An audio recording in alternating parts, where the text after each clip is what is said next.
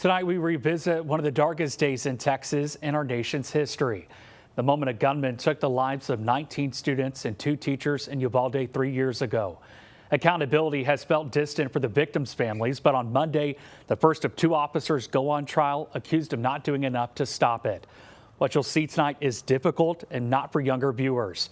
But this story matters because it shows how the lessons of Uvalde continue to shape school safety, law enforcement response, and the fight for justice.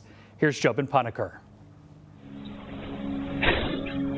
It is one of the deadliest school shootings in our country's history. May 24th, 2022, a horribly tragic day made worse by what we've learned weeks, months, and years later. Remember the faces of the victims, 19 students and 2 teachers. But remember this too, the number 77. Authorities tell us 77 minutes passed between the moment Ramos entered the school and when tactical teams finally breached the doors to kill him. The question, what took so long? By June of that year, we had the first images of the response. Take cover, guys. And the man who carries the brunt of the scrutiny, former Chief Pete Arredondo. We haven't contained. There's probably going to be some deceased in there, but we don't need any more from out here. Months later, in July, a Texas House report describes, quote, systemic failures and egregiously poor decision-making. Between 2022 and 2024, the release of public information was slow.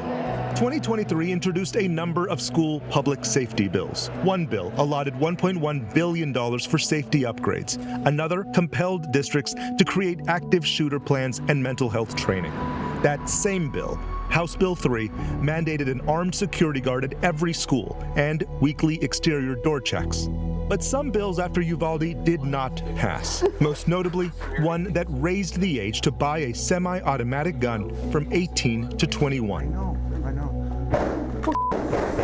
2 years after the mass shooting, in June of 2024, 2 officers are charged and indicted. Former Chief Arredondo and former school district officer Adrian Gonzalez for child endangerment and abandonment. In April of 2025, the Uvalde Strong bill passes in the Texas legislature. 6 months later, in October of 2025, the newly built Legacy Elementary welcomed students. Which brings us to January of 2026. Adrian Gonzalez will have his day in court in Corpus Christi. He's pleaded not guilty. So much has happened, so much emotion. How deep is your love, Father? In 3 years, and yet the victims' families feel there's so little accountability. In Jesus' mighty name. A day that will be remembered and recorded forever. I'm Jobin Puneker. CBS 19 will have gavel-to-gavel coverage once that trial begins on Monday. Now's a good time to download our streaming app, CBS 19 Plus, where our exclusive coverage will be. CBS 19 Plus is free to download on your TV.